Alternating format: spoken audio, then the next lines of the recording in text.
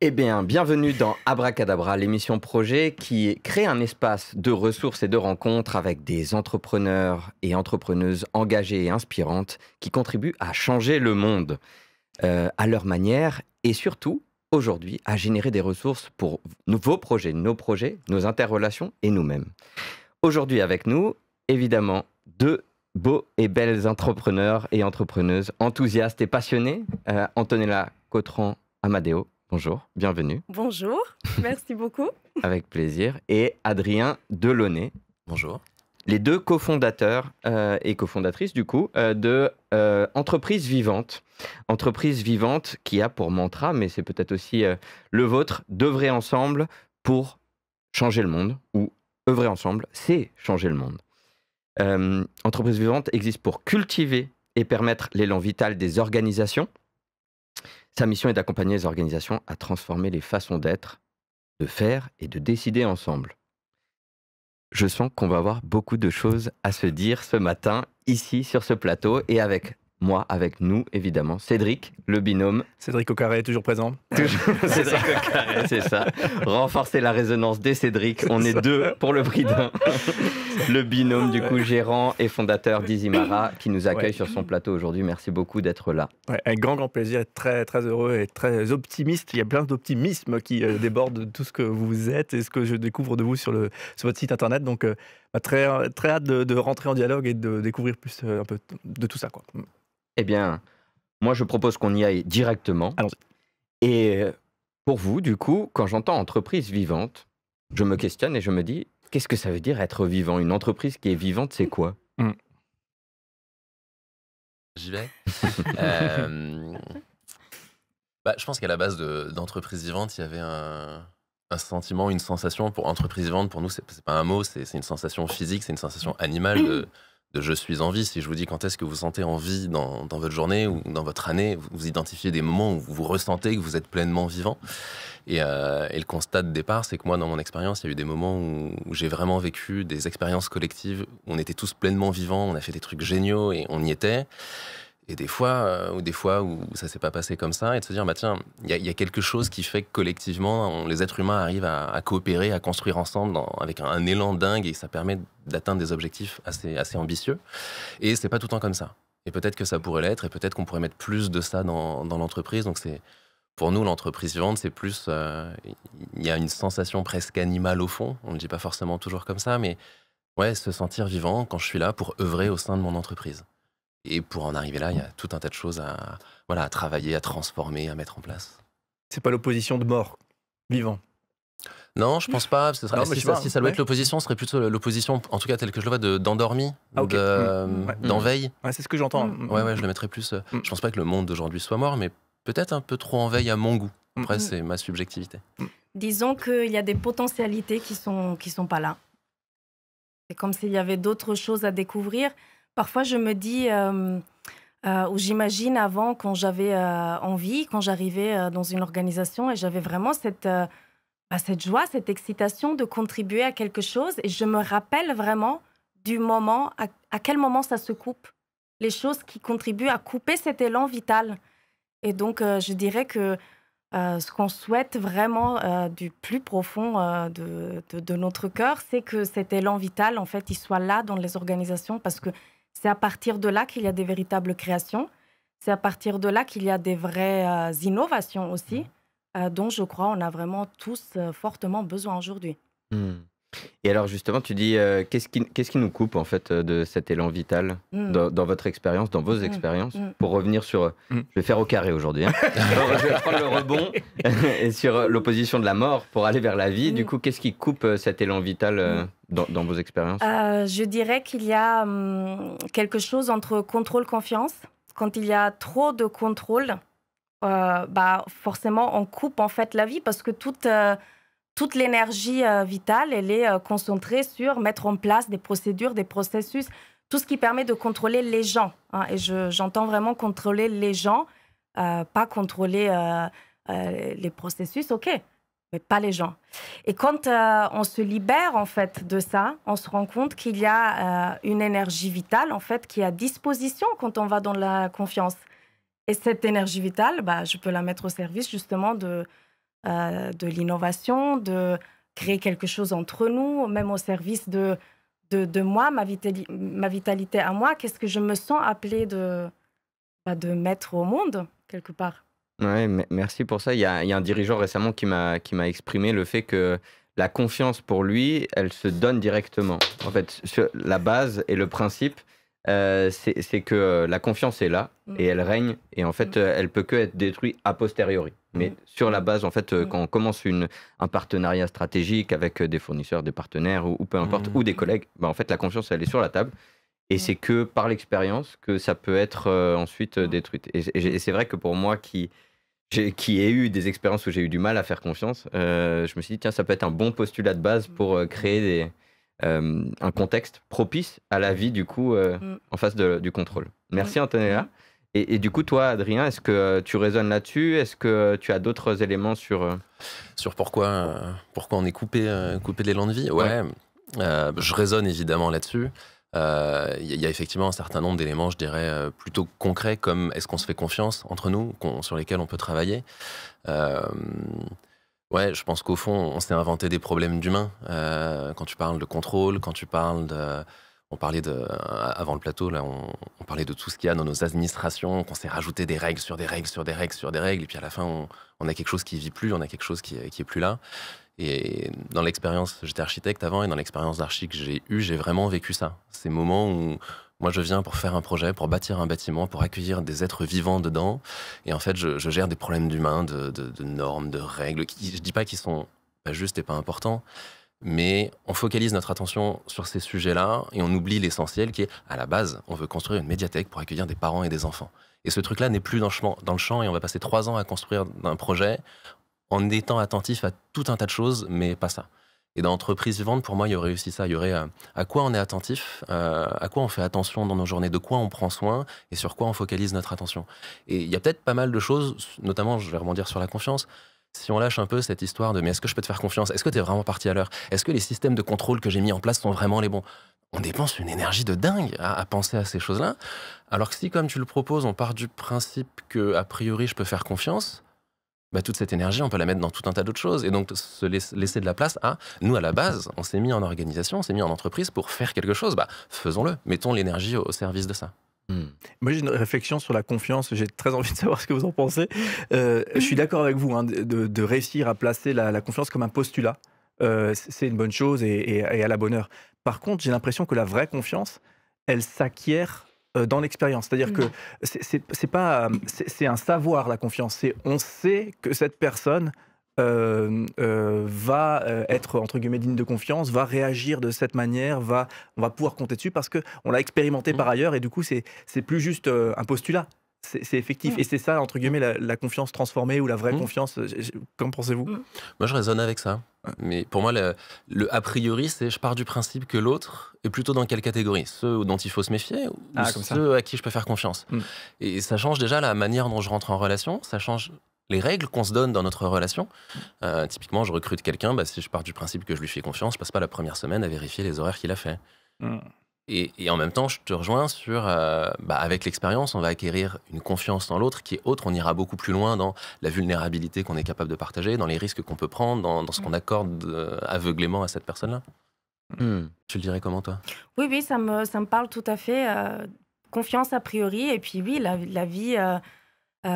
disons que dans une relation, elle est vivante aussi, en fait. Et du coup, comme elle est vivante, elle se nourrit. Et je dirais que la confiance, pour la nourrir, il faut des espaces aussi pour ça. À quel moment on peut se parler franchement? À quel moment je peux aussi te dire écoute, là, tu n'as pas fait ton travail, hein, parce que ça peut arriver aussi. Mais oui, je dirais que pour la nourrir, il faut aussi des espaces de dialogue, des espaces protecteurs. Peut-être je le dirais comme ça. Et est-ce que justement dans votre chemin ensemble, de quelle nature sont ces espaces et à quelle régularité parce que du coup vous êtes et c'est peut-être aussi l'occasion de pouvoir le partager. Vous êtes associés, cofondatrice, cofondateur. Adrien, toi tu portais le projet au départ. Antonella est venue sur ton chemin. Comment ça s'est passé et comment on crée cette relation durable en fait d'associés, de confiance? Ouais, c'est un bon exemple, ça. On peut partir. On peut partir de là. Le mec est bon. Ouais, bah, moi, j'ai lancé ce projet à un moment parce que je sentais ça dans mes tripes. J'ai rêvé d'entreprise vivante. Je l'ai posé avec la conscience que ce truc-là était trop grand, nécessitait trop de compétences pour une seule personne. Mais j'avais personne autour de moi à ce moment-là, donc je suis parti tout seul. Et la vie a mis Antonella sur mon chemin et vice-versa. On s'est croisés, on s'est rencontrés. À force de se dire qu'on avait quand même pas mal de tournures de phrases, de points d'attention qui étaient les mêmes, on s'est dit, il faut qu'on se rencontre quand même. On a bu un café, on a bu 2 cafés. On s'est dit, bon, on pourrait essayer d'aller plus loin. Et effectivement, à ce moment-là, on ne se connaissait pas, on se connaissait peu, on avait chacun nos vies, on avait chacun nos entreprises. Et assez vite a germé l'idée de dire, bah, on va mettre ça en commun parce qu'on avait vraiment envie de, non pas juste de coopérer, mais de s'engager ensemble. Très vite est venu le truc de, non, nous, on veut faire une entreprise à 2. Ce n'est pas 2 entreprises qui se mettent en coopérative, c'est vraiment une entreprise à 2. Et la confiance, on l'a construite sur 1 an. Pendant 1 an, avant de démarrer, avant de s'engager, on a pris le temps d'être honnête l'un avec l'autre, de dire, OK, toi, tu veux aller où? Tu veux faire quoi? C'est quoi les risques que tu es prêt ou prête à prendre? De quoi tu as peur? Qu'est-ce que tu as envie d'apporter? Et au fur et à mesure, à la fois, on a construit la confiance, je dirais, parce qu'on se rend compte qu'on va au même endroit, mais aussi parce qu'on se rend compte qu'on est capable de se dire quand on n'est pas d'accord. On est capable de se dire, là, moi, je vois les choses différemment. Qu'est-ce que t'en penses? Quelque part, on est capable de se dire, non, mais là, t'as pas fait ton taf, quoi. Et je pense que, non, tu parlais de confiance, mais je rajouterais capacité à dire les choses, voire capacité à aller au conflit. Pas au conflit pour la violence, mais au conflit de, on n'est pas en accord, il va falloir qu'on bosse ensemble pour retrouver un terrain d'entente. Donc, voilà, il y a un désaccord. Mais ce désaccord, il est fécond. Et c'est, pour moi, en tout cas, tu diras comment tu le vis après, pour moi, c'est dans cette capacité à voir, prendre conscience, nommer les conflits et derrière aller traverser et en faire quelque chose de plus qui n'était pas là avant, que je me dis, OK, là j'ai vraiment confiance en Antonella, mais aussi dans la relation qu'il y a entre nous deux, dans ce qu'on est capable de mettre en œuvre ensemble. Et ça nécessite des fois une personne tierce ou non? C'est vraiment, vous mettez les ingrédients et vous invoquez peut-être le tiers projet pour nourrir cette fluidité, parce que c'est pas toujours évident. Enfin, moi, j'ai vécu des expériences où j'ai dû quelque part remercier des collègues dans l'aventure précédente et c'était jamais évident et du coup, je savais pas comment dire les choses. Enfin, il manquait peut-être cette confiance, mais enfin voilà, comment... Ça se travaille. Ça s'apprend. C'est pas toujours évident de dire les choses de manière très honnête et de manière vulnérable aussi, parce qu'on s'expose en fait quand on dit comment on se sent avec quelque chose. Donc, dans la plupart des cas, en fait, on a des rituels aussi qui nous permettent de faire ça. Notre réunion hebdomadaire, par exemple. Donc, ça va être à ce moment-là où on se le partage et la plupart des cas, ça va être entre nous. Et après, on a la chance aussi d'avoir 2 autres associés. Du coup, la bise à Noémie et Maïwen, comme ça on pourra les évoquer à ce moment-là, qui elles ne sont pas co-gérantes, donc elles ne sont pas dans la vie quotidienne d'entreprise vivante, elles ont d'autres activités professionnelles. Mais comme on se retrouve une fois par mois aussi avec elles, parfois, en fait, elles nous permettent d'avoir cette prise de recul et c'est un peu nos coachs personnels, moi je dirais, qui parfois peuvent aussi nous challenger sur certaines situations. Voilà, donc on a une carte joker avec elle. Mais des garde-fous. C'est ça.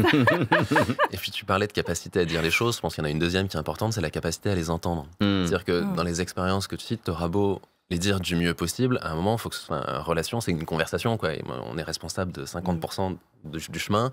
Et il y a un moment, il faut que l'autre en face puisse aussi rentrer dans cette conversation. Et je pense que dans la confiance, on a cette capacité de remise en cause personnelle, de dire, OK, l'autre voit les choses différemment. De mon point de vue, c'est pas ça, mais en même temps, je peux entendre que de son point de vue, ça l'est, et je dis pas que j'ai raison, donc il y a une forme d'humilité, de capacité à se remettre en cause, de capacité à écouter la critique, dire, OK, j'entends, OK, on va essayer de voir, t'as ça, moi j'ai ça, et comment on construit, sortir du qui a raison pour aller vers et qu'est-ce qu'on en fait, quoi. Et dans cette confiance-là, en fait, elle se renforce énormément parce que à chaque fois qu'on n'est pas d'accord, ou il y a quelque chose qui nous traverse et il va falloir en discuter, j'essaie déjà avant que de toute façon, on va y arriver, en fait. Optimisme, hein. C'est tel mot. Hein. Alors oui, optimisme, oui, mais c'est aussi parce que ça se travaille. Hein. J'insiste vraiment là-dessus, ça s'apprend, en fait, hein, à être à l'aise dans une relation, à la faire vivre, à la nourrir. Et donc, j'ai toujours cette confiance-là que de toute façon, on va trouver. Et ce que je trouve incroyable, bon, là, on n'est que 2, mais quand on met ça à une échelle plus grande, d'une équipe humaine, bah là, en fait, l'intelligence collective, elle est magique parce que, OK, on n'est pas d'accord, on a chacun des points de vue différents. Et en fait, dans ce dialogue-là, il y a quelque chose qui va s'ouvrir et on va trouver une voie qui est une autre encore. Et en fait, elle est plus innovante et elle convient au plus grand nombre et on sort des schémas récurrents. Là, j'ai envie de prendre la casquette de celles et ceux qui nous regardent, qui sont dans des équipes, et peut-être des fois même avec du management toxique ou peu importe, et dire ouais, moi je vous entends, c'est génial, mais en fait moi je suis à des années-lumière de ça. Alors vous êtes gentil, mais comment moi je fais J'ai pas confiance en la personne, je saurais pas quoi lui dire, j'ai peur qu'elle utilise ma vulnérabilité pour m'enfoncer, et j'ai rencontré des cas que j'ai accompagnés comme ça. Et du coup, qu'est-ce qu'on peut transmettre à ces personnes ou ces équipes quels sont peut-être des ingrédients de ce que vous proposez aussi aux entreprises? Bah, il y a un curseur à trouver je suis prêt à partir du principe que je peux faire confiance a priori. Mais par exemple, je ne monterai pas dans la voiture de quelqu'un que je connais pas un soir à 2h du matin sur le bord de la route et qui me dit si tu veux je t'emmène. Tu vois, ma confiance a priori, elle a aussi ses limites. Donc j'ai une bonne étoile parce que je l'ai vécu et je suis encore là. Ouais, alors je fais avec les exemples qui me viennent. Mais en tout cas, à chacun de sentir à ce moment-là à 2h du matin au bord de la route si je me dis allez vas-y confiance a priori ou ouais là plutôt pas quoi. Je pense qu'il n'y a pas de règle universelle, c'est un ressenti. Et dans le cas de tiens j'arrive dans une entreprise, je connais personne, moi perso je vais plutôt partir du principe qu'il n'y a pas de management toxique et que ça va bien se passer et que mes collègues sont là pour me soutenir. Par contre, effectivement, je pourrais déceler des signes qui m'indiquent le contraire. Et à ce moment-là, je pense que c'est important d'être capable de se protéger, d'être capable de remettre ses limites, d'être capable d'exprimer qu'il y a des choses qui, OK, là, il s'est passé ça, pour moi, c'est pas OK. Du coup, ça m'interroge, quitte à le verbaliser. Du coup, j'ai du mal à te faire confiance. Mais en tout cas, la confiance a priori, c'est beau dans un monde idéal et ça marche si tout le monde joue le jeu. Ça marche quand tout va bien. Je dis pas que le monde est idéal et que tout va pas bien. C'est juste que quand on arrive à mettre ça en place dans un collectif, il se passe d'autres choses. On n'y arrive pas toujours. Et moi, j'ai eu cette discussion cette semaine avec quelqu'un et qui vit ça en entreprise. Non, c'est pas OK. C'est pas OK. Ce que tu viens de faire, toi, collègue sur lequel on était ensemble dans ce groupe de travail, en vrai, tu m'as marché sur les pieds assez fort là. C'est pas OK. Et tu l'as pas vu. Clairement, tu n'as pas vu que tu m'as marché sur les pieds. Et j'ai presque l'impression que tu fais ça un peu régulièrement. Qu'est-ce que cette personne-là qui vient de se faire marcher sur les pieds peut faire pour à la fois exprimer les choses, mais en même temps pour pas rentrer dans un cercle vicieux de conflit, finalement, qui serait stérile avec une personne qui peut être en face. On ne sait pas du tout si elle va prendre un dialogue positif ou pas. Elle peut agir à partir de son côté, en fait. Il y a une partie qui ne nous appartient pas. Donc, elle peut exprimer ce qui s'est passé, comment elle se sent par rapport à ça et jusqu'où elle veut mettre les limites, en fait, et dire clairement de quoi elle a besoin pour que ça se passe bien. Après, l'autre, elle prend pas. Voilà. Il y a une partie qui ne nous appartient pas, en fait, aussi dans les relations. Et après, j'irai plus loin. Bon, donc ça, c'est pour une personne. Mais s'il y a des managers d'équipe qui nous écoutent, j'aimerais quand même dire que, encore une fois, ça se travaille et on y va petit à petit. C'est pas un côté naïf de dire je peux faire confiance. Non, il faut mettre en place des choses, en fait, pour que ça se passe. Il y a des espaces protecteurs, il y a l'intention aussi de ce manager d'équipe. Est-ce que... d'où ça part, en fait? Est-ce qu'il fait vraiment confiance? Est-ce qu'il veut vraiment construire avec les autres? Est-ce qu'il est vraiment capable d'entendre ce qui ne va pas? En fait, il y a plein de choses comme ça. Déjà, je dirais que quand on a envie de faire un pas et d'aller sur les chemins d'une entreprise plus vivante, il y a déjà à se questionner sur ses intentions. Et je pense que c'est à cet endroit très important de rappeler que l'intention n'est pas un objectif et que l'intention, c'est le pourquoi, le grand pourquoi je fais ce que je fais. Et très certainement, peut-être de se connecter au sens de l'entreprise pour laquelle je travaille et j'œuvre. Et ce qui me permet d'ailleurs de faire le lien avec l'intention du coup d'entreprise vivante, peut-être de la réentendre, mais dans le vivant de la quelle est votre intention dans entreprise vivante et dans le partage de ce que vous incarnez dans le monde économique, parce que j'ai entendu que œuvrer ensemble, c'est changer le monde. Du coup, est-ce que c'est ça votre intention? Comment ça se matérialise dans l'entreprise? Comment vous le vivez? La raison d'être telle qu'on l'a formulée aujourd'hui, c'est cultiver le vivant en entreprise. Et donc derrière vivant, il y a cette sensation, ce ressenti physique, animal de je suis en vie et je suis là pour faire quelque chose que j'ai envie de faire. J'ai cet enthousiasme à accomplir le pourquoi de mon entreprise. Et donc c'est ça qu'on essaye de cultiver chez les gens avec qui on travaille, chez les gens avec qui on collabore. Je peux te, excuse-moi, je peux te demander ce que tu mets ou ce que vous mettez derrière le terme cultiver. C'est quoi en fait? Ça représente quoi? C'est quoi? Je sais pas. Faire grandir, cultiver au sens végétal du terme, j'arrose et je prends soin, je crée les conditions pour que ça pousse. Ok. Un vrai travail d'agricultrice à agriculteur, quoi. Ouais, c'est un peu quelque part, dans les entreprises. Il y a pas. La posture est assez juste. J'avais une formatrice un jour qui m'a dit, mais on fait pas pousser de l'herbe en tirant dessus. C'est parfait. Bon, je pense qu'une fois qu'on a dit ça, tout est dit. Et notre posture est vraiment celle-là. Derrière cultiver, il y a ça. Il y a mettre en place les conditions pour que l'herbe puisse pousser toute seule. Nous, avec humilité, on n'est pas des consultants sachants. On va arriver, on dit faut faire ça, on le fait. Et après, ça va mieux. Non, ça s'appelle un médicament, ça s'appelle une rustine, ça s'appelle ce qu'on veut. Mais c'est pas faire pousser, c'est pas cultiver. Il y a déjà énormément de sagesse en fait dans chaque organisation. Les personnes, elles savent mieux que nous, parce que nous, on n'est pas dans l'organisation. C'est là où je te rejoins vraiment, c'est qu'on va mettre les conditions pour, mais après, les réponses, elles viennent par les personnes. Ok. Et est-ce que vous avez du coup des outils concrets ou comment vous créez ces conditions propices à changer, à être plus conscient, à faciliter le lien Je vais commencer, après je te laisse la parole. Je pense que la liste ne peut pas être exhaustive. Non, vous connaissant tous les deux. C'est pour ça que... Là, tu nous demandes de faire des choix. Wow. C'est difficile. Je commence du tout début. On part d'un principe qui s'appelle l'approche intégrale. Donc, nous, on œuvre à partir de là. Et cette oreillette, elle ne veut pas, donc je vais la laisser. En fait. Oui, voilà, dans le vivant. Voilà. Laissons l'oreillette tomber. Faisons tomber les oreillettes. Comme les masques. Exactement. Ça, voilà. Donc, l'approche intégrale, elle dit qu'il y a une partie qui est individuelle. Dans chaque organisation, il y a une partie qui est collective et il y a aussi une partie qui est invisible et une partie qui est visible.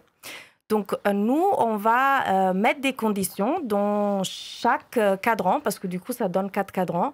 On va mettre des conditions un peu partout.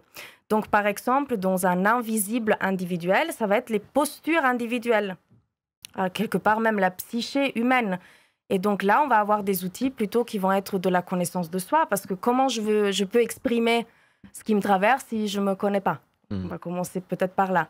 Après, dans un individuel visible, on va avoir plutôt des capacités, des comportements, du savoir-faire en fait. Donc là, on peut former aussi à des outils très concrets d'intelligence collective. Comment on fait pour faire participer des gens? Comment on fait pour choisir ensemble des choses? Comment on décide ensemble? Comment on fait émerger quelque chose ensemble? Voilà.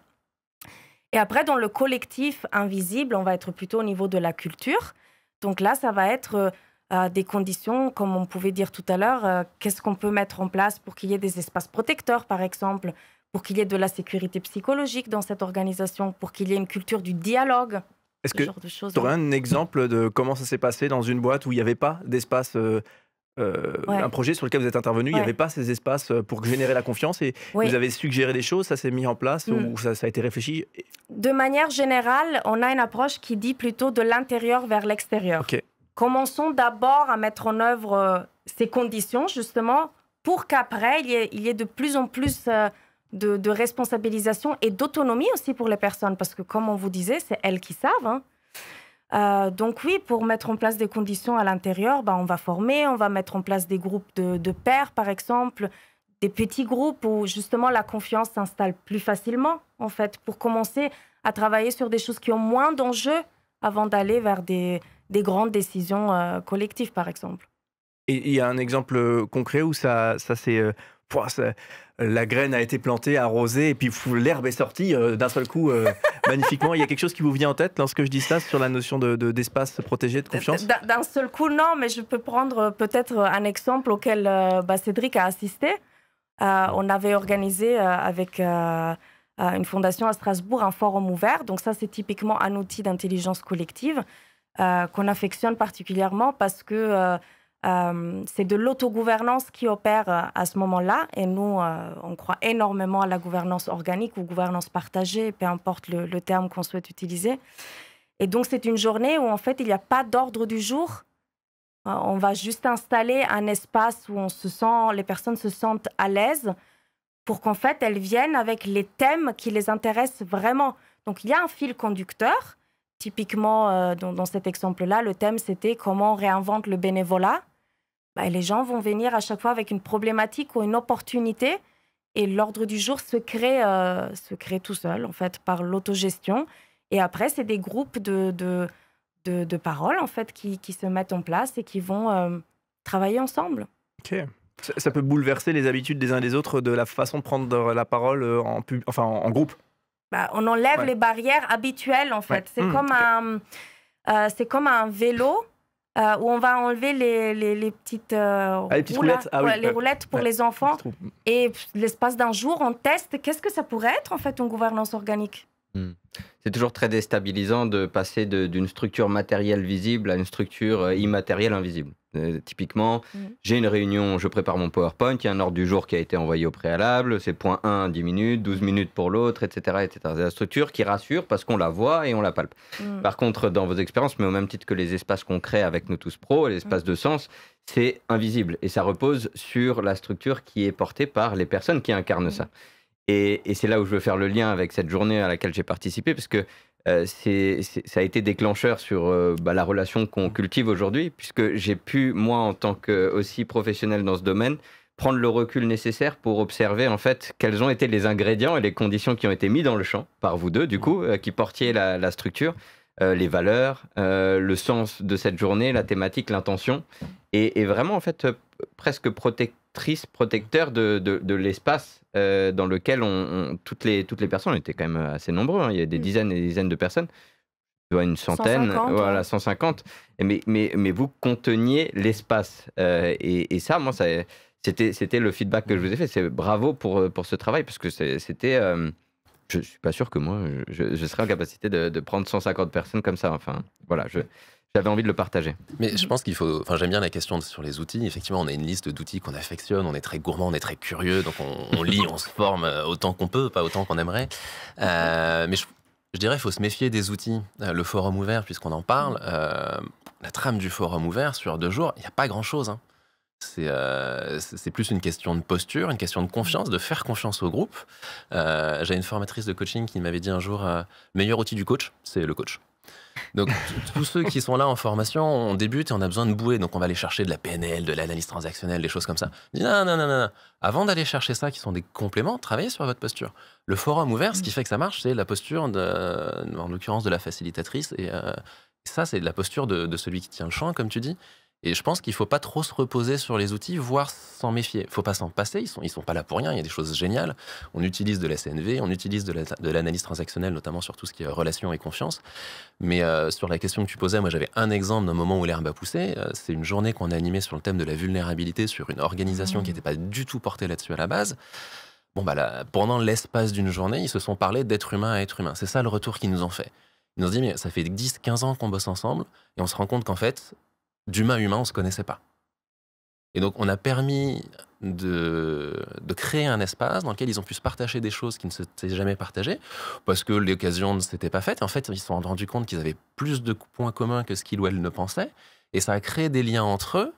Ils se sont dit, bah oui, en fait, c'est vrai qu'au lieu d'être juste derrière notre bureau, on pourrait aussi faire le même job en étant des êtres humains. Ça marche aussi. Et donc, ouais, et ça, sur cette journée-là, c'est pas celle où on a mis le plus d'outils, quoi. Ouais. Et je me fais l'avocat du diable, même si je suis, je le confesse, hein, plutôt convaincu par tout ça. Ça. Que dire aux gens qui se diraient, tiens, une journée sans ordre du jour, ça va être de la soupe. On va entendre un peu de tout, un peu de rien, et on va finir avec du rien en fin de journée, quoi. Comme si on aura discuté, enfin, comment dirais-je, blablaté pendant toute une journée, les uns les autres, dans un sens, dans un autre. Qu'est-ce qu'on répond à des gens qui pourraient dire ça? Qu'ils testent. J'ai envie de l'expérience, leur non mais c'est juste expérimenter, parce que là on est en train de parler beaucoup de toute la partie immatérielle, plutôt invisible, mais tout à l'heure je vous disais qu'il y a aussi du tangible, hein. Dans nos métiers on aime bien dire il y a le chemin, hein, et il y a le résultat aussi, donc tout ça, ça mène quand même à des résultats qui sortent du cadre habituel. En fait, toute l'intention elle est là, c'est arrêter de faire toujours les mêmes choses qui ne marchent plus. Il y a trop de choses dans les organisations où finalement, en fait, on passe du temps dans des réunions. Mais quelle énergie, non, juste à le dire, je me fatigue, en fait. Tellement de temps à faire, tellement des séminaires, des trucs. Et puis, en fait, qu'est-ce qui ressort vraiment de nouveau? Est-ce que c'est pas souvent, quand même, un peu les mêmes trucs que d'habitude, rien de fondamentalement différent, quoi. Donc, moi, personnellement, j'ai vécu ça. Hein. J'étais, en tant que prestataire, j'étais intégré à un séminaire 2 jours, 2 jours de temps, donc beaucoup de temps investi. Et c'était intéressant. C'était le formateur était, enfin le coach était bon, stimulant, mais lundi matin retour et il y avait strictement 0 changement effectif. C'est comme si cet espace n'avait pas existé, quoi. Et ça, même si je trouve que ces espaces étaient précieux, mais là, dans l'exemple que moi j'ai vécu, c'est une parenthèse qui, je pense, par le dirigeant en l'occurrence, hein, qui a été refermée aussi sec, et comme si cet espace n'avait pas existé. Est-ce que ça ne décourage pas certains justement à essayer à faire vivre ces temps-là, quoi? Bah absolument. Ouais. Moi, en tant que dans une entreprise, j'ai beaucoup vécu ça aussi en tant que collaboratrice. Mais c'est là où je reviens sur quelle est l'intention des personnes qui lancent ces séminaires ou qui veulent transformer les façons de faire, d'être. L'intention était frauduleuse un petit peu dans mon exemple, quoi. Non, mais voilà. On va pas juger a priori. Non, c'est moi qui l'ai dit, c'est moi, c'est bon. Et puis, pour changer vraiment les choses, à un moment donné, il y a aussi besoin de toucher les personnes. Ça peut pas être que... et de leur donner la capacité de faire aussi après. Il y a ça, et puis il y a le facteur temps. Je te rejoins sur l'intention, c'est le premier truc qui m'est venu aussi. Enfin, si l'intention, c'est de dire, regardez tout ce qu'on fait et de pas l'incarner derrière, on va faire 2 jours qu'on va payer bien cher, avec un formateur qu'on va payer bien cher, et puis qu'est-ce qu'il en reste à la fin, ou 6 mois plus tard? Rien. Donc il y a une question d'intention. Et puis il y a une question de temps. Transformer, ça prend du temps. Enfin, on a des fois des gens qui nous appellent en disant voilà, on voudrait transformer la cohésion au sein de notre équipe, la façon dont les gens se parlent. On dit on pourrait commencer par 2 jours sur telle et telle thématique. Nous, on prend la température, on fait des apports. Comme ça, il y a déjà des éléments concrets qui ressortent. Ah oui, mais nous, d'habitude, on ne dédie qu'une demi-journée. Ah oui, mais transformer en une demi-journée, moi, je sais pas faire. Moi, je sais pas faire. Et donc, en fonction de l'ambition qu'on a avec la transformation, 2 jours, peut-être que c'est pas suffisant. Même si l'intention du dirigeant, en l'occurrence, était peut-être juste, non, 2 jours, ça ne changera pas, ça ne transformera pas profondément une organisation. C'est 2 jours là, puis 2 jours là, puis 2 jours là. Et puis, c'est pas que des formations en dehors du cadre de l'entreprise, c'est aussi l'incarner au sein du cadre, tester des nouvelles façons d'animer les réunions, tester des nouvelles structures de pouvoir, des nouvelles façons de prendre les décisions. Et parce qu'on les essaye, parce qu'on se forme, qu'on essaye, qu'on se forme, au bout d'un moment, on va commencer à choper le truc. Et là, on va voir qu'il y a une transformation. Et une transformation, c'est pas les élèves appliquent ce qu'on dit les formateurs. Une transformation, c'est les individus, les êtres vivants qui font l'entreprise s'emparent du truc et se disent « Maintenant, je sais ce qu'on va en faire, on y va ». Et là, il y a quelque chose qui part. Mais ça prend plus de temps que 2 jours, quoi. Récemment, j'ai pivoté le modèle en partant plus du dirigeant, d'accompagner en fait la posture du dirigeant et sa conscience à augmenter pour ensuite aller vers les collaboratrices et collaborateurs, parce que j'ai pu remarquer dans mes expériences que en fait, démarrer par le bas sur une intention frauduleuse, entre grands guillemets, ou en tout cas inconsciente, c'est-à-dire que c'est la bonne intention, mais la personne ne sait pas trop ce qu'elle est en train de dire ou vouloir manipuler réellement, et donc du coup d'accompagner d'abord le dirigeant en individuel pour qu'ensuite déjà lui il ait les billes et les armes pour pouvoir ensuite l'expliquer, l'amener, le diffuser. Voilà, c'est le pivot que j'ai fait très récemment dans Nous Tous Pro, quoi. Et ça a plutôt les premiers indicateurs pour moi très tangibles d'ailleurs, c'est que c'est plutôt la voie à suivre plutôt que faire l'inverse, et en fait à la fin c'est le dirigeant dit en fait ça a servi à rien, on a perdu du temps, etc. Et une des ressources qu'on avait partagées avec l'épisode avec Steve Ambiel, qui était le principe sur l'intégration des opposés, c'est se dire qu'en fait quand on passe énormément de temps sur le côté matériel des choses, en fait d'amener un tout petit peu de son opposé pour le renforcer, c'est-à-dire au lieu des objectifs de faire, on va juste être pendant 1 jour peut-être par mois. Sur, je sais pas, 25 de travail, on met 1 journée à être et 24 jours à faire, et bien ça va venir renforcer le faire. Et en fait, c'est ça nous, l'expérience qu'on offre. Après, les éléments tangibles, je pense que c'est vital. Ils sont vitaux pour permettre aux entreprises de s'engager, de se lancer à nos côtés. Est-ce que justement, vous avez des choses, des obstacles qui reviennent régulièrement là-dessus, et quelle est la manière de pouvoir peut-être l'utiliser comme un peu dans les arts martiaux. On utilise l'énergie de l'autre pour... Du judo, ouais, c'est ça. Voilà, c'est ça, Ouais. Au lieu de contrecarrer en mode boum. Comment vous utilisez cette danse avec ces éléments-là qui sont récurrents? Ok. Donc les obstacles, ceux qui freinent ce type de démarche. Ouais, qui comprennent pas, mais peut-être tout simplement parce qu'ils n'arrivent pas à percevoir. Oui, justement. L'expérience, encore une fois. C'est moi, dans tout notre chemin, parce qu'on a testé aussi beaucoup de choses, je te rejoins sur le fait que, par exemple, oui, ça commence avec le dirigeant, dans un monde idéal. Après, parfois, dans la vie, on fait aussi avec ce qu'on a. Mais je dirais que on peut parler, on peut expliquer plein de choses, mais c'est pas la même chose que de vivre quelque chose. Aujourd'hui, on est plutôt convaincus, mais peut-être que ça changera, que c'est par l'expérimentation, en fait, qu'il y a quelque chose qui va se passer chez les personnes. Donc, par exemple, et là, pour le coup, ça peut se faire sur un temps plus court, une demi-journée, une journée, tester d'autres manières d'être et de faire ensemble et voir qu'est-ce qu'on en retire, qu'est-ce que ça a changé pour moi, pour notre collectif. Ouais, on pratique beaucoup ce qu'on appelle les exercices laboratoires. C'est un concept simple, c'est on fait une expérience et on la débriefe ensemble. Un peu comme un chercheur qui fait une expérience et qui observe les résultats. On vit quelque chose en collectif et on débriefe ensemble. Et dans ce débrief, il y a la maïeutique des philosophes, il y a le questionnement du coach, qui est notre responsabilité de faire émerger des prises de conscience sur ce qui vient de se passer. Là, à petite échelle, sur un exercice où il n'y avait pas d'autre enjeu que qui va acheter les pizzas ce soir ou qui va commander des bières. Donc sur ce petit exercice avec un tout petit enjeu, on arrive à faire sortir énormément de choses. Donc quand on a des obstacles, dire oui, mais en entreprise, c'est pas possible, etc. On dit ok, on va le faire pour les pizzas. On le teste pour les pizzas. Et ok, ce qui a marché pour les pizzas, vous pourriez en faire quoi quand même de tout ce que vous avez appris, de toutes les prises de conscience que vous avez là? Quel lien vous faites avec ce qui se passe dans votre organisation? Et qu'est-ce que ça vous invite à changer du coup? Et ça commence par des petites choses.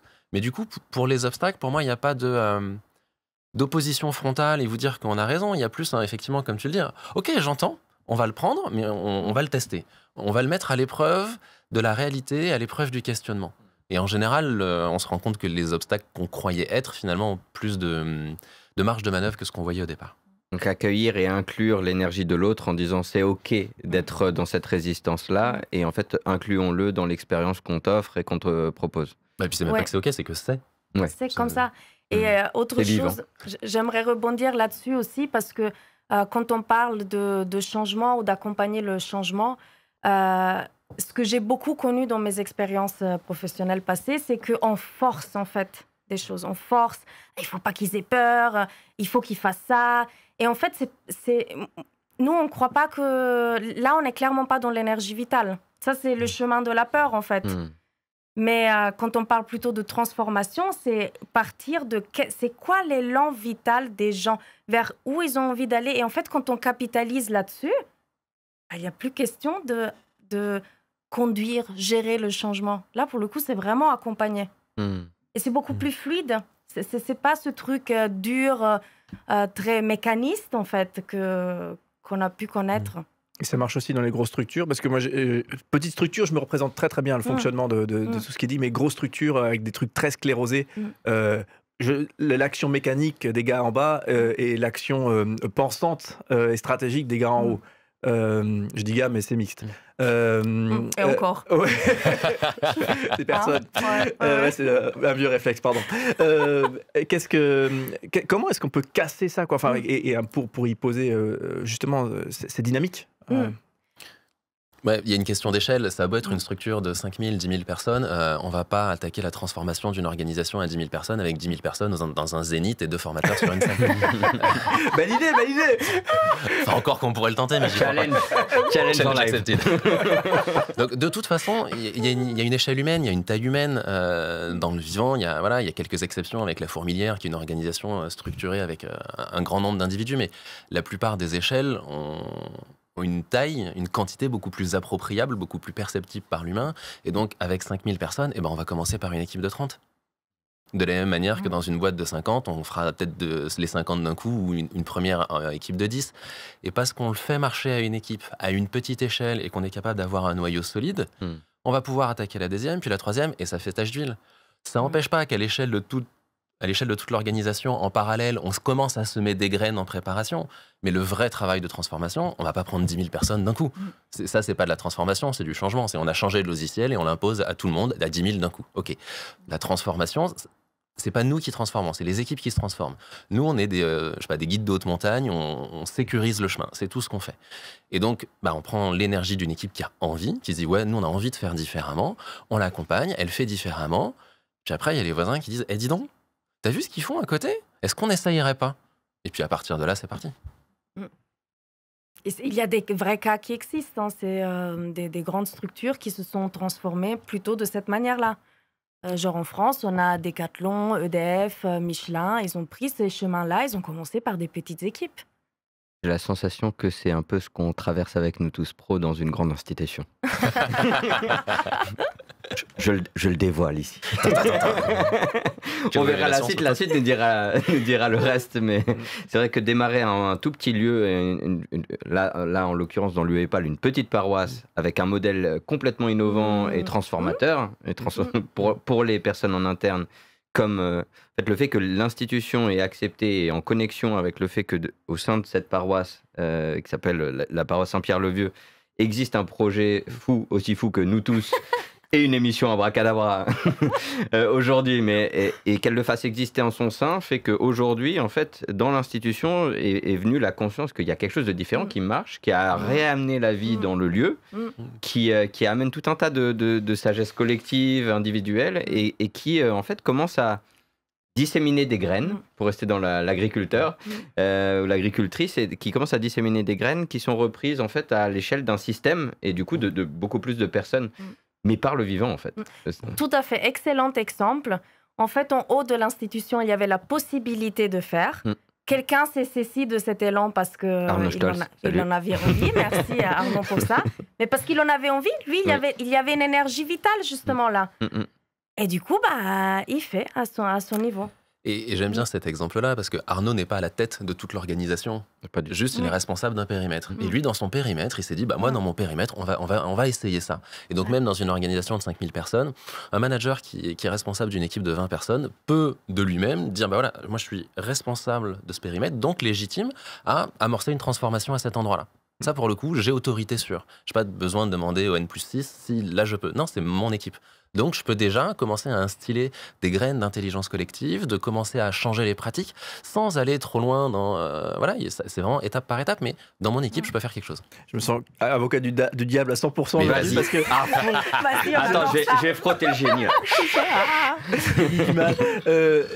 qu'il n'y a pas des effets pervers possibles aussi, du type jalousie des autres chefs de service, des autres managers, du type résistance, opposition un peu mécanique comme ça, de dire ah non mais c'est n'importe quoi, regardez ce qu'ils font et tout ça, et finalement crispation autour de l'expérimentation, crispation un peu globale. Est-ce que ça pourrait arriver? Est-ce que vous avez vu que moi je me projette dans cette problématique, je ne sais pas si c'est juste ou pas.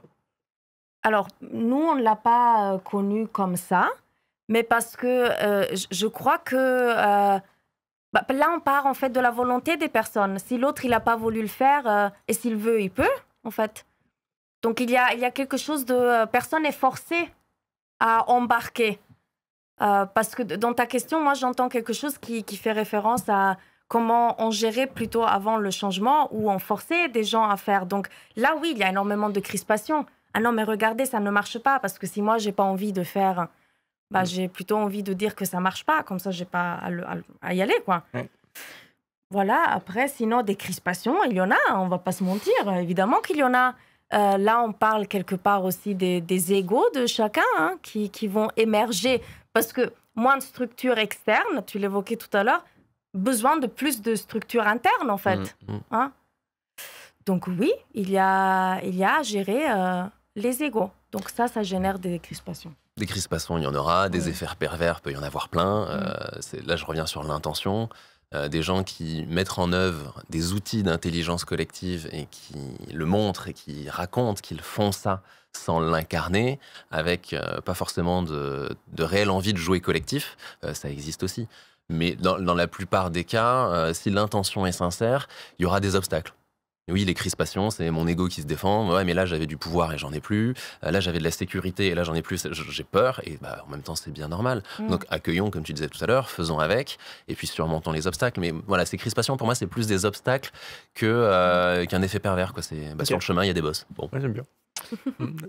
Et du coup, c'est une belle transition parce que je me demande, vous avez ramené aujourd'hui des objets, et notamment des livres. Oui. Et du coup, je me demandais, est-ce que c'est des ressources ou des sources d'inspiration par rapport aux obstacles ou par rapport aux choses que vous avez pu vivre ou vous-même à l'intérieur? Parce que c'est le sujet et ça donne la transition sur un peu qui vous êtes plus individuellement, vous.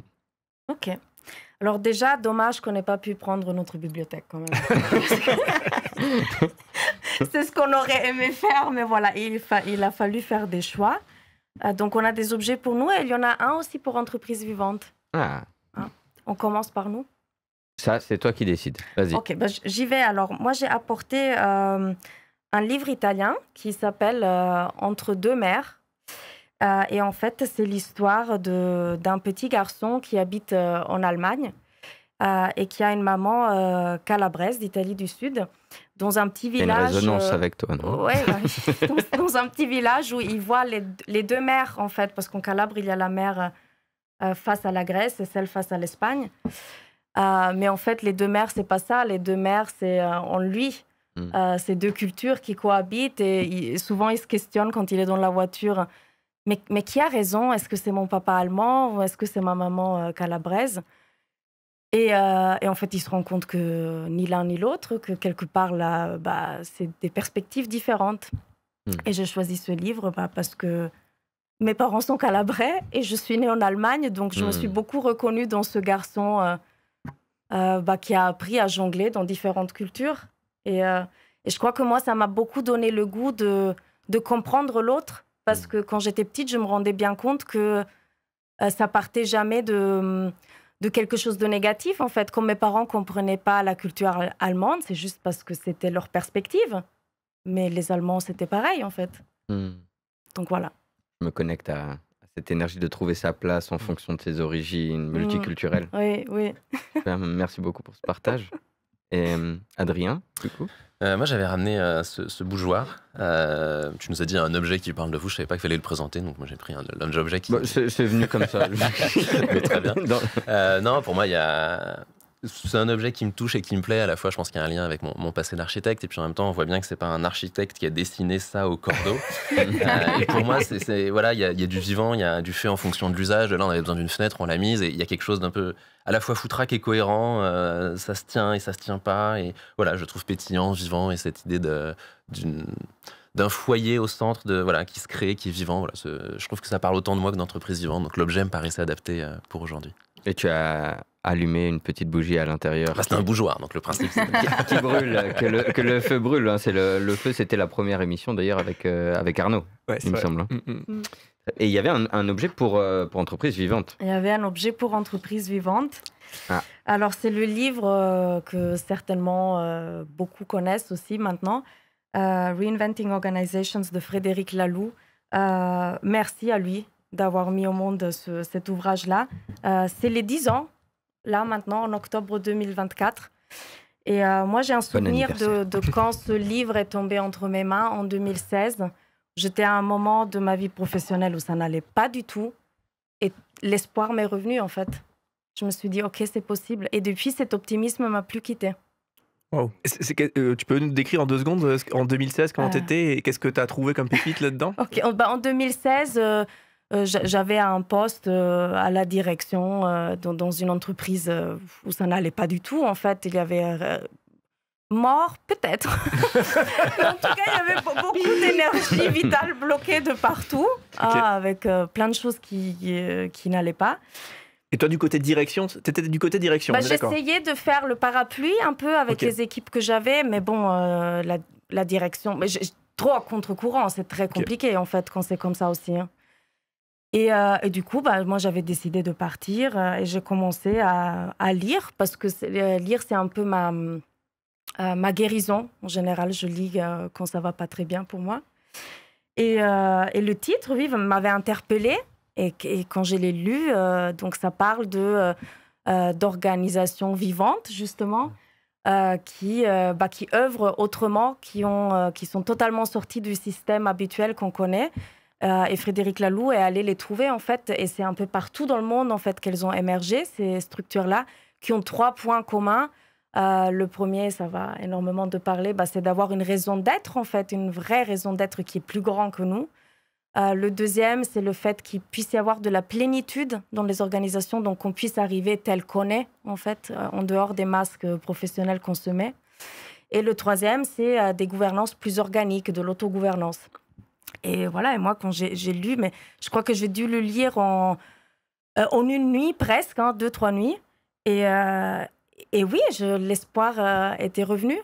Et je me suis dit, mais moi, c'est ça que je veux. Je suis dans ce monde pour aider les organisations à aller faire ça, en fait. Ouais, pour moi, ce qui est génial dans ce bouquin, il y a plein de choses qui avaient déjà été écrites sur l'intelligence collective, sur le faire ensemble, etc. Il y a plein de choses qui avaient déjà été écrites sur les processus en entreprise, le management, etc. Et lui, il a réussi à faire le pont entre ce qui était considéré par beaucoup de personnes comme un monde de bisounours et le monde de l'entreprise dans lequel tout ceci n'est pas applicable. Et il démontre que si, et il cite et il explique des entreprises qui le font vraiment, chez qui ça marche, et il fait la preuve que non, c'est pas un délire de bisounours, c'est vraiment une autre manière de faire ensemble, une autre manière de réinventer nos organisations. Et tout ça est argumenté, tout ça est construit, et c'est, voilà, pour moi, son génie à ce moment-là dans le bouquin, il est là. Et peut-être un exemple d'une société qu'on connaît, Patagonia est une des exemples qu'il cite. C'est une société qui marche plutôt très bien. D'ailleurs, je crois que le fondateur a décidé de mettre tous ses bénéfices là dans une fondation pour le climat. Pour le climat. Ouais. Peut-être prochain invité. Vous pouvez l'inviter. Vous êtes en lien avec lui. Avec Fred plaisir. Alors Fred, si tu nous entends, Il nous entend. Il y a un message là-bas. Think tank. Ouais. Et effectivement, moi, j'ai le plaisir toujours un petit peu d'aller gratter. Et concrètement, ça se passe avec une googlisation en bête et méchante des gens, puis je découvre un petit peu des choses toujours un peu rigolotes sur nos invités. Et je vous dis en simplicité ce qui m'a interpellé. Te concernant, ce qui m'a interpellé, c'est le fait que professionnellement, donc notamment sur LinkedIn, ton rôle de parentalité, c'est quelque chose qui est mis très en avant. Et je me suis dit, mais tiens, c'est intéressant. Comment t'expliques pourquoi tu as fait ce choix? Parce que j'aime mes enfants le plus au monde, tout simplement. Parce que je raisonne. J'ai tendance à dire, mais beaucoup qui aiment ne le projettent pas aussi dans quelque chose de l'ordre du professionnel. Oui, justement, ça fait partie de notre vie, non? Par exemple, si j'ai aussi un rôle de parent... je serais encore dans un masque professionnel de ne pas vouloir parler de mes enfants, parce que c'est quelque chose qui m'a beaucoup fait souffrir aussi dans mes expériences passées. Je me souviens d'un jour où j'ai grillé un feu rouge pour aller déposer mon fils à la crèche et qu'il fallait que j'arrive absolument à cette réunion, et j'arrive le matin et je ne pouvais même pas dire en fait pourquoi j'étais en retard.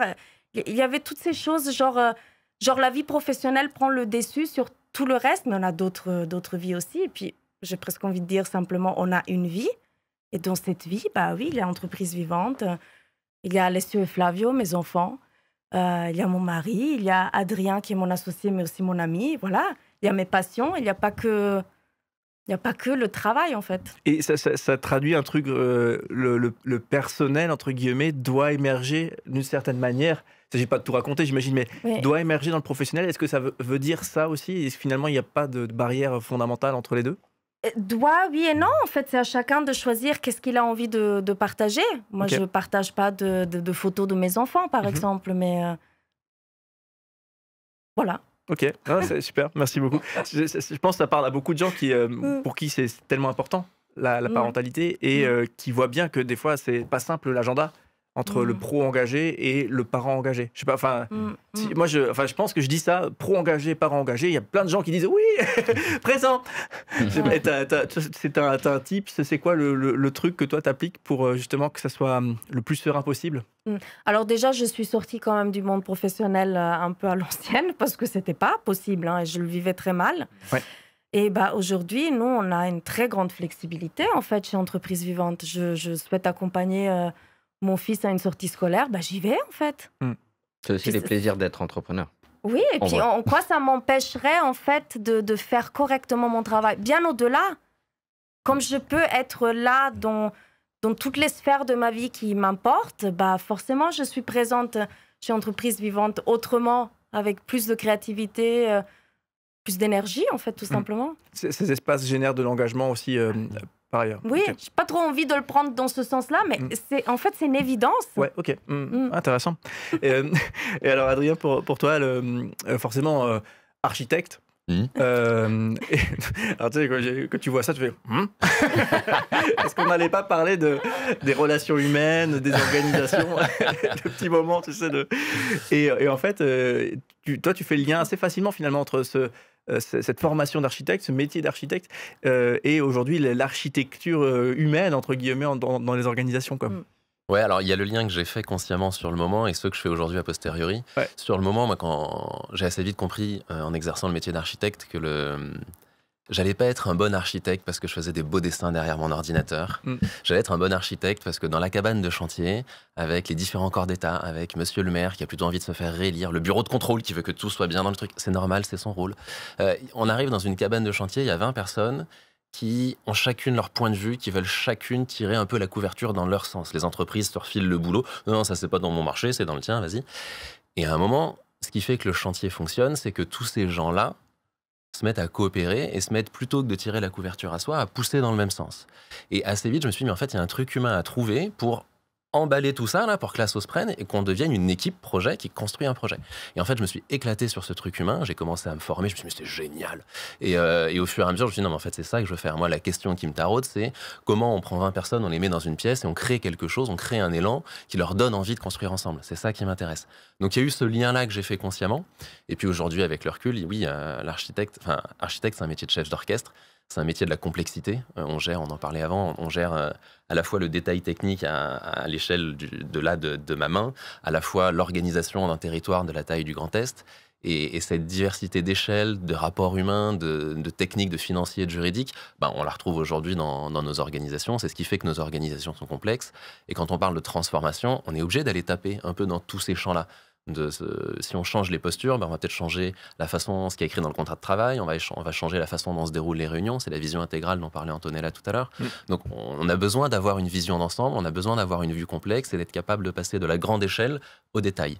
Et je retrouve effectivement dans le plaisir de que j'ai aujourd'hui à faire ce que je fais, le plaisir que j'avais à l'époque en tant qu'architecte. C'est vrai que dans l'entreprise vivante, on sent bien que tu t'y épanouis complètement, que ça correspond aussi à commenter et qu'est-ce que tu es, en fait, tout simplement.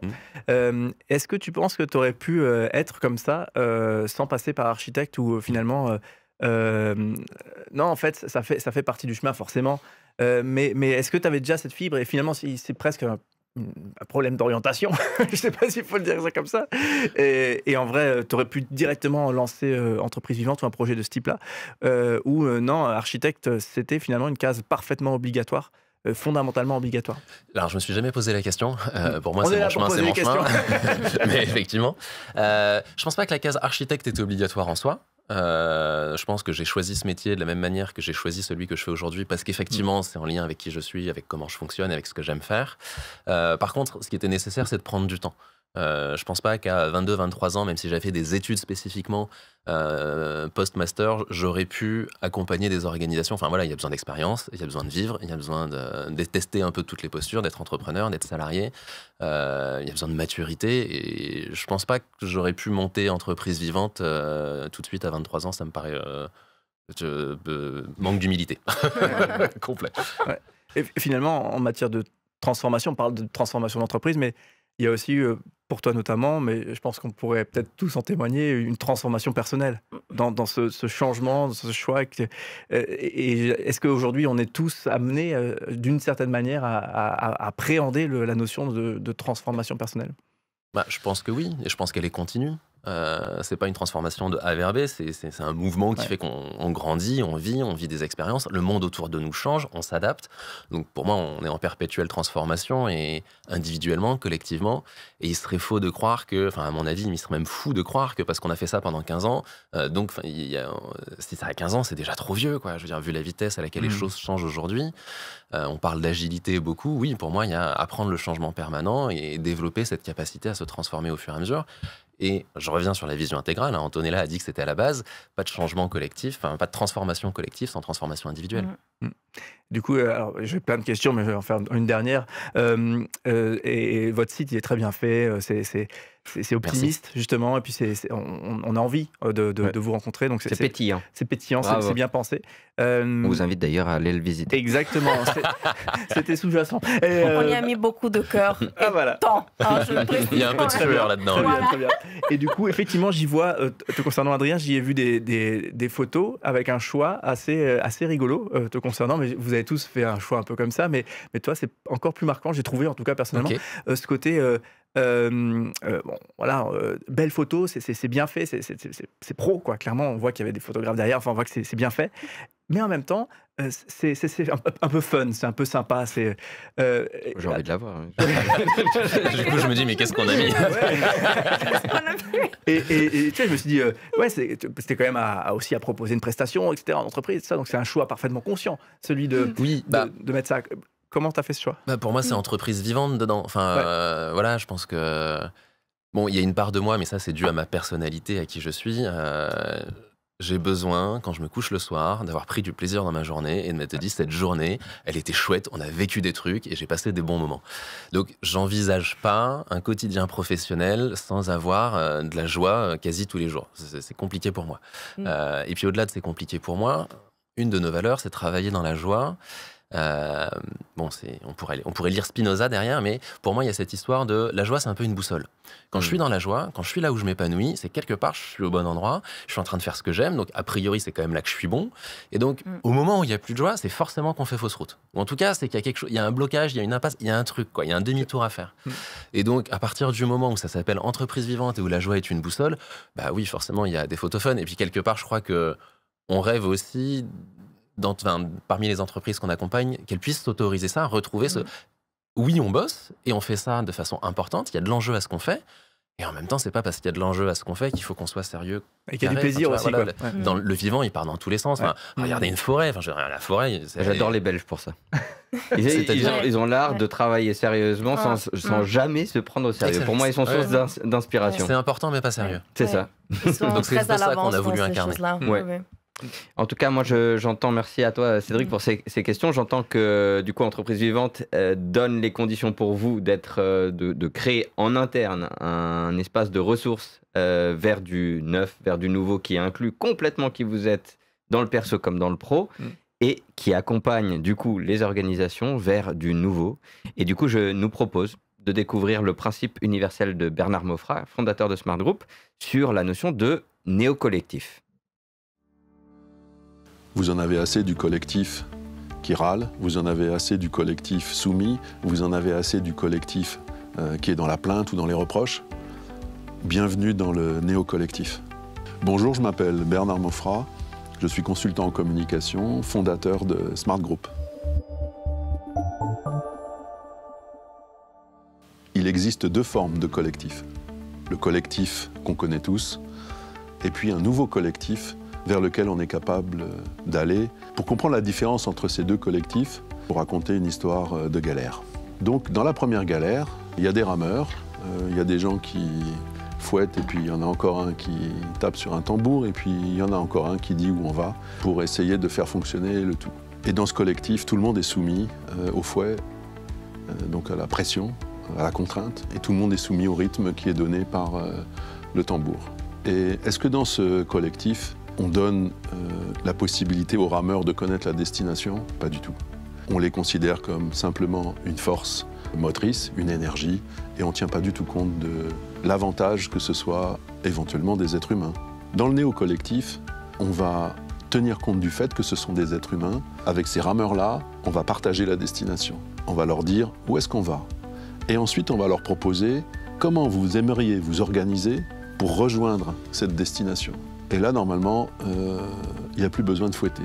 Il y a évidemment besoin de donner un rythme, mais éventuellement, c'est chacun des rameurs à son tour qui va contribuer à donner le tempo. Maintenant, les rameurs ont trouvé un moyen de s'organiser pour tirer au mieux profit de leurs compétences, de leurs capacités, de leurs potentialités. Et on imagine bien que cette galère est beaucoup plus intéressante à vivre que la précédente, alors que la destination potentiellement pouvait être exactement la même. Dans le premier cas, celui qui dirige la galère est la personne qui maîtrise et qui dirige l'ensemble avec de la pression.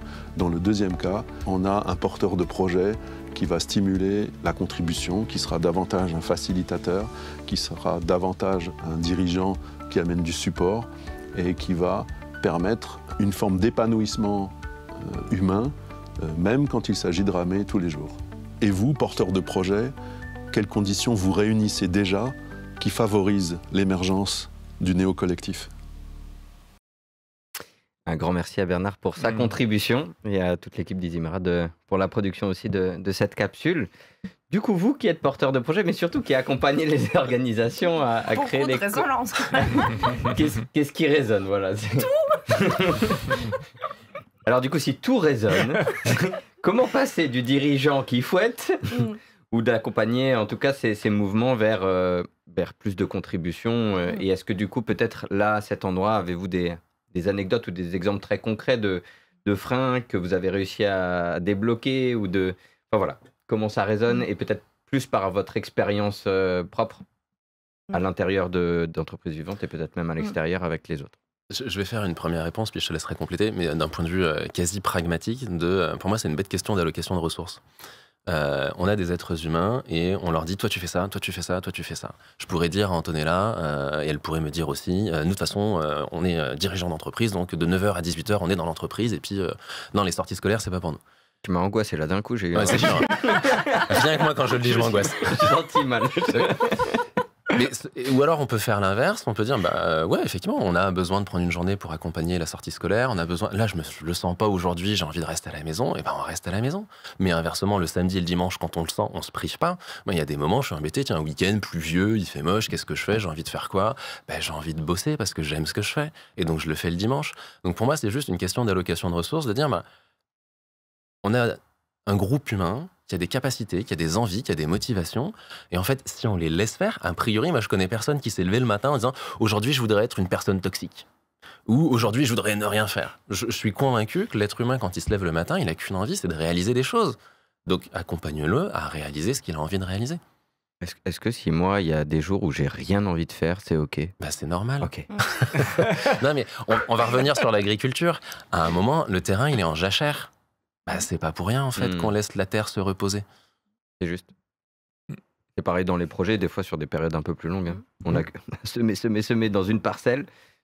Les fruits n'ont pas à donner. Enfin, moi, je suis très impatient dans la vie. Et en tant qu'entrepreneur, j'ai envie que les choses avancent, etc. Et il y a des relations, notamment avec des très grandes entreprises. On en parlait juste avant l'émission. C'est 8 ans de relations pour qu'aujourd'hui se déclenche une micro-action. Tout à fait. Moi, il y a autre chose qui me vient spontanément, parce qu'effectivement, on est vraiment d'accord sur tout ce qui est dit là. Moi, je pense aux dirigeants qui, en fait, parfois, peut-être, parce qu'on a des croyances comme ça, je veux dire, ça fait des dizaines d'années qu'on bosse de cette manière très mécanique, se dit, en fait, si je fais pas ça, il se passera rien.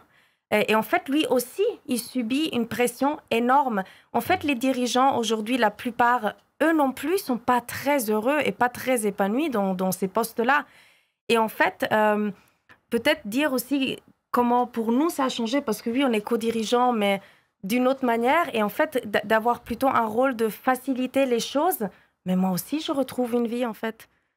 Et ces dirigeants qui ont des plus grandes équipes, mais de retrouver du temps, de se rendre compte qu'on n'est pas responsable de tout, qu'on ne doit pas tout porter, mais imaginez le poids qui part, en fait. Moi, c'est exactement ce que j'ai pensé en en écoutant Bernard Maufra. D'abord, Mm. parce que moi j'étais là quand il a parlé, Bernard, quand on l'a enregistré, je me suis précipité sur lui à la fin de ce moment. Je lui ai dit, mais alors, la galère, la deuxième, elle avance plus vite.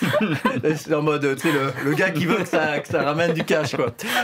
Ça avance plus Et vite. c'est normal. Et Bernard Maufra, qui est formidable, il me dit, pas forcément.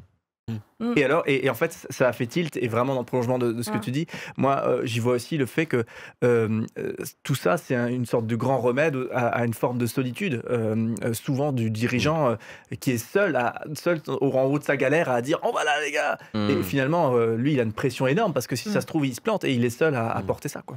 Bah, c'est une question intéressante à se poser pour étudier la maturité d'un collectif aussi. C'est qui porte la responsabilité de la performance chez nous? C'est collectif, c'est grand patron, parce que moi je fais que ce qu'on me dit de faire. Enfin voilà. Donc qui est responsable de la performance et comment se distribue cette responsabilité-là? Ou grand patron en petit chef. Aussi. Aussi. Ouais. Ouais, ce qui me vient là c'est vraiment la distinction entre je souhaite faire un sprint pour arriver à des résultats financiers, économiques importants dans 1 an, un peu le concept start-up sur 3-5 ans, où je souhaite créer quelque chose de durable et pérenne dans le temps, qui contribue à changer le monde quelque part, avec l'aspect économique, mais du coup l'espace-temps est carrément différent, parce que si demain, d'ailleurs moi je l'ai vécu un peu, mais c'est du coup on travaille en tant que porteur de projet dans un espace de transmission dès le départ, en se disant en fait l'idée c'est que ce qu'on met au monde continue de germer sans nous. Et d'ailleurs, qu'importe ceux qui vont arracher l'herbe ou pas, il y aura des arbres fruitiers. Et du coup, voilà. Bon, en tout cas, c'est ce qui me vient. Et du coup, il parlait des facilitateurs. Je sais que vous êtes tous les deux donc dans cette casquette de facilitatrice, facilitateur. Est-ce que si vous mettez 100% cette casquette-là, d'un coup, quel serait peut-être le conseil aux entreprises qui nous regardent, aux managers et ou salariés des expériences ou quelque chose que vous pourriez leur partager sur la création de ce néo-collectif?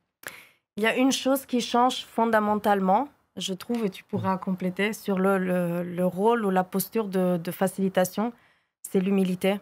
Le facilitateur ou la facilitatrice, il sait déjà avant qu'il ne sait pas tout, justement.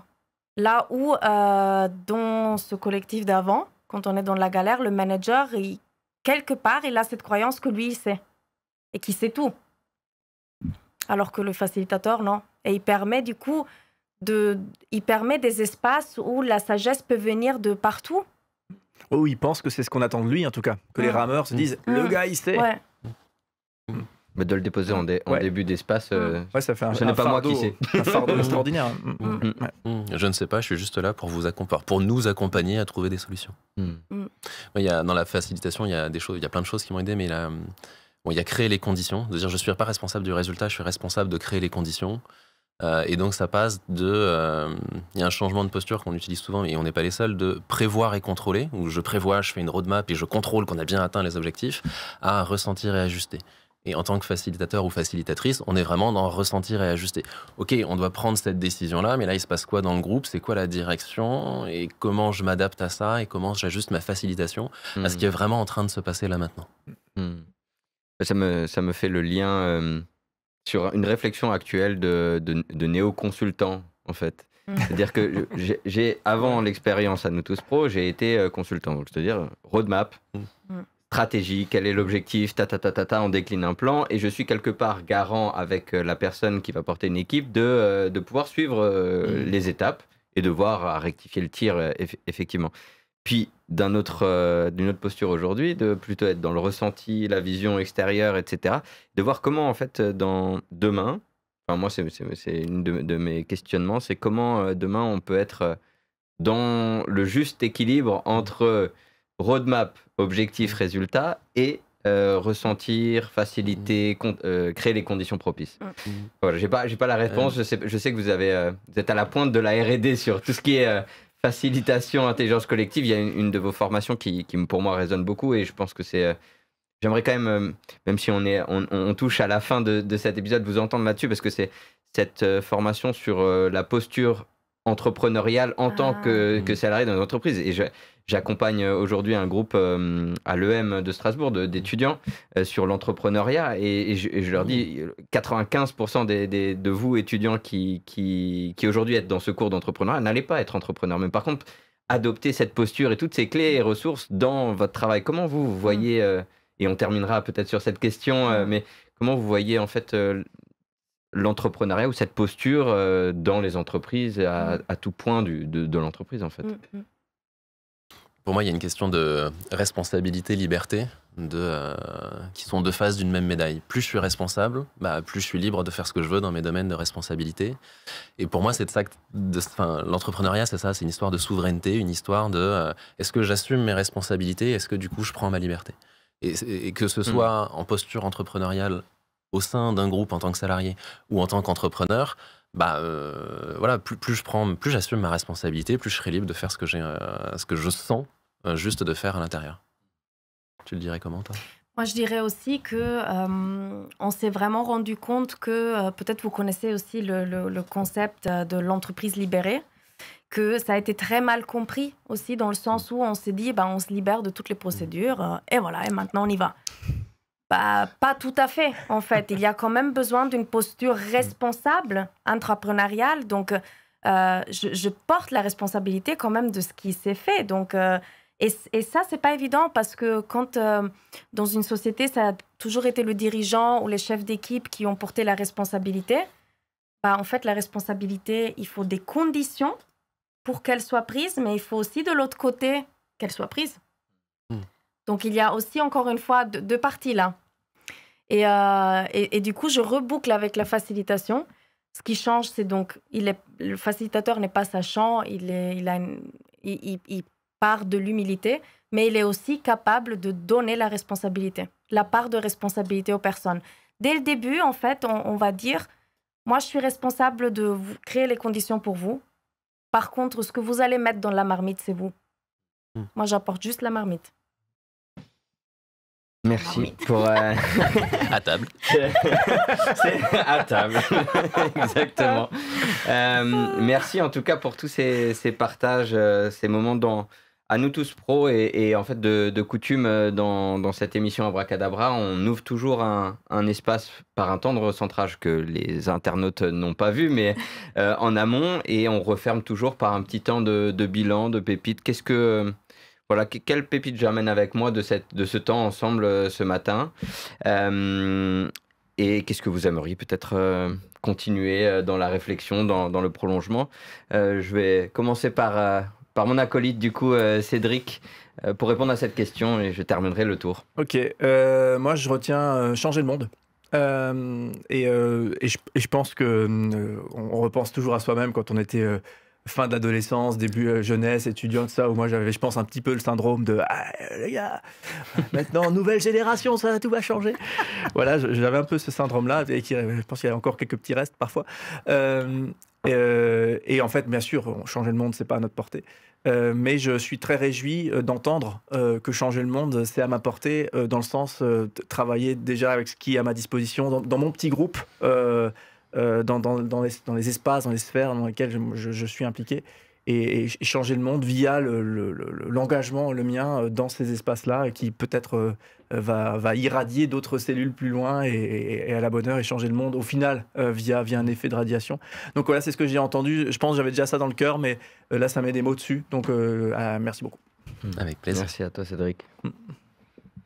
Je prends la suite. Moi, j'ai envie de vous remercier. Moi, je suis ravi de l'accueil, je suis ravi de la mise en lien, de la toile qui se tisse. On s'est effectivement déjà croisé quelques fois. Maintenant, j'ai un autre Cédric dans... C'est ça. Encore un Cédric dans le répertoire, c'est pas vrai. Non, mais vraiment, moi, c'est ça que je retiens. C'est cet écosystème qui s'enrichit petit à petit, qui se nourrit, qui rentre de plus en plus en synergie. Et je trouve qu'il y a des... Voilà, il y a déjà de belles résonances. Je suis très curieux, enthousiaste et optimiste, encore une fois, des résonances à suivre. Et ce sera ça, moi, mon pour la suite. Ce sera, ravi du terreau qu'on est en train de cultiver ensemble. Curieux de voir ce qui peut y pousser. Merci beaucoup, Adrien. Et moi, je repars encore une fois, comme à chaque fois qu'on se voit, et maintenant aussi avec le nouveau Cédric.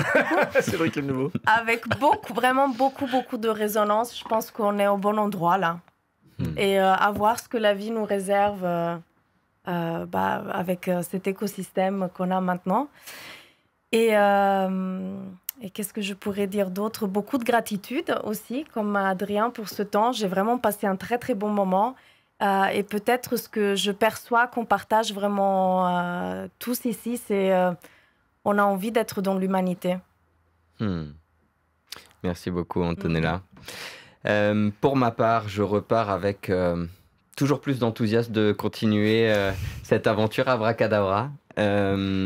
Il n'y a pas la baguette magique, par contre, cette fois-ci. Non, justement, tu as vu l'évolution. Je l'ai ramené du Maroc. Hein. J'ai fait un long chemin pour pouvoir l'amener jusqu'ici. Moi, je repars avec ce que vous avez partagé sur la notion de confiance qui s'entretient en fait en équipe, qui se partage, qui permet de... qui permet de se montrer vulnérable les uns aux autres. Et je pense que c'est une des clés, en tout cas c'est ce que j'ai perçu là aujourd'hui dans votre binôme, dans votre interrelation. Et c'est ce que je vais emporter avec moi dans mes relations avec les humains en général et très certainement aussi la nature.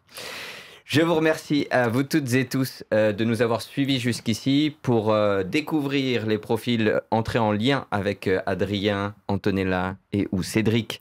N'hésitez pas à regarder dans la description. N'hésitez pas à partager l'émission autour de vous à une personne qui pourrait en bénéficier, à liker, à commenter et nous prendrons un grand plaisir à vous y répondre. Merci beaucoup, merci à vous deux, merci à toi Cédric, merci à Nestor et merci à toutes celles et tous ceux qui ont contribué. Merci. À très bientôt. Bye bye. Au revoir. Au revoir. Au revoir, merci.